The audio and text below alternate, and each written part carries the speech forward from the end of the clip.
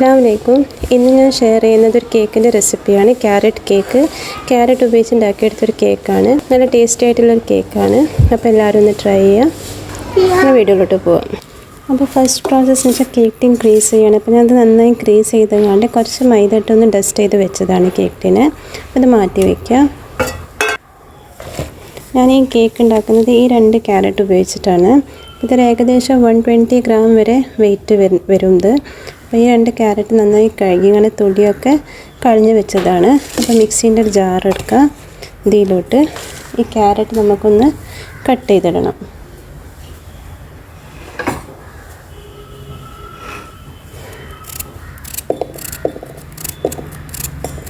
ചെറിയ പീസസ് ആയിട്ട് കട്ട് ചെയ്തിടണം. നമുക്കിതൊന്ന് പ്യൂരി ഫോമിൽ ആക്കിയെടുക്കണം. അപ്പോൾ ചെറിയ ചെറിയ പീസസ് ആയിട്ടൊന്ന് കട്ട് ചെയ്തിടുക. ഇതിലോട്ട് ഒരു 1/2 കപ്പ് പഞ്ചസാരയാണിത്, നോർമൽ പഞ്ചസാര ആഡ് ചെയ്യുക. ഒരു 1/4 കപ്പ് ഓയിൽ, ഏതെങ്കിലും ഫ്ലേവർ ഇല്ലാത്ത ഓയിൽ യൂസ് ചെയ്യുക. ഞാനിവിടെ യൂസ് ചെയ്തിട്ടുള്ളത് തവിയുടെ എണ്ണയാണ്. ഒരു 1/4 കപ്പ് പാലും കൂടി ചേർക്കുന്നുണ്ട്. എന്നിട്ട് ഇതൊരു പ്യൂരി ഫോമിൽ നന്നായി ഒരു പേസ്റ്റ് പോലെ അരിച്ചെടുക്കുക. ഒരു ബൗളിലോട്ട് ഒരു അരിപ്പ വയ്ക്കുക. എന്നിട്ട് ഇതിലോട്ട് 1 കപ്പ് ഗോതമ്പ് പൊടി, 250 ml കപ്പാണ്. അപ്പോൾ 1 കപ്പ് ഗോതമ്പ് പൊടി ആഡ് ചെയ്യുക. 1 teaspoon baking powder, 1/4 teaspoon baking soda. ഇത് നന്നായി അരിച്ചെടുക്കാം. ഇതെല്ലാം നന്നായി ഒന്ന് മിക്സ് ചെയ്യാം. വീണ്ടും അരിപ്പ വെച്ചിട്ടുണ്ട്. ഇനി നമ്മൾ അരിച്ചെടുത്ത പ്യൂരി ഇല്ലേ, ക്യാരറ്റിൻ്റെ പ്യൂരി, അത് ഇതിലോട്ട് ആഡ് ചെയ്യാം. നമുക്ക് വല്ല കഷ്ണങ്ങളുണ്ടെങ്കിൽ പോകാനാണ് അരിപ്പ വെച്ച് ചെയ്യുന്നത്. ഇതൊന്നും കൂടി മിക്സിയിലിട്ട് ഒന്നും കൂടി അടിച്ച് തീറ്റി ചേർക്കാം കേട്ടോ. ഒന്നും കൂടി അടിച്ചിട്ട് എടുത്തിട്ടുണ്ട് ബാക്കിയുള്ളത്. ഇതെല്ലാം ഒന്ന് മിക്സ് ചെയ്യാം. ഇതിലോട്ട് കുറേശ്ശെ പാൽ ആഡ് ചെയ്യാം.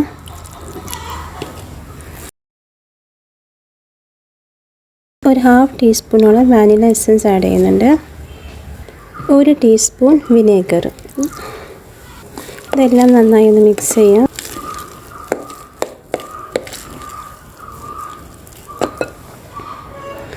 ഒരുപാട് ലൂസുള്ള ബാറ്റർ ആക്കരുത് കേട്ടോ.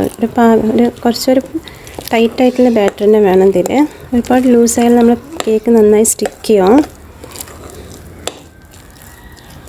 അപ്പോൾ ഇത് മതി, ഈ ഒരു കൺസിസ്റ്റൻസി മതി. ഒരുപാട് ലൂസാക്കരുത്. ഇനി ഞാൻ ഓൾറെഡി ക്രീസ് ചെയ്ത കേക്ക് ടീനിലോട്ട് നമുക്ക് പോർ ചെയ്യാം.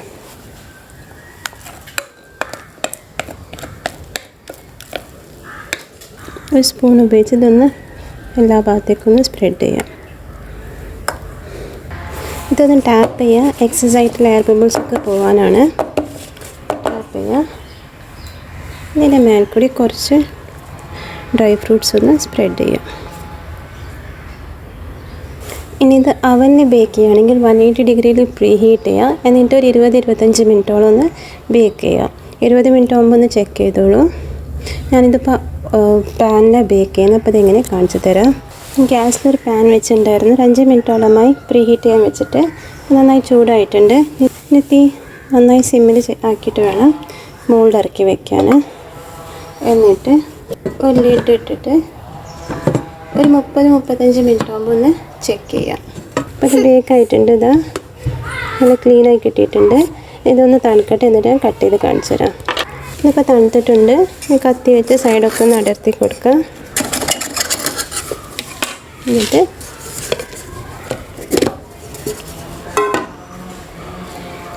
അതാ സോഫ്റ്റ് സ്പഞ്ചിയൊക്കെ കിട്ടിയിട്ടുണ്ട്.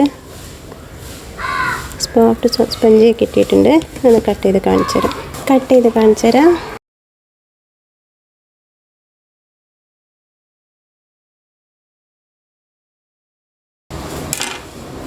അപ്പോൾ ഇതാ നല്ല സ്പഞ്ചിയൊക്കെ കിട്ടിയിട്ടുണ്ട്. ഇതാ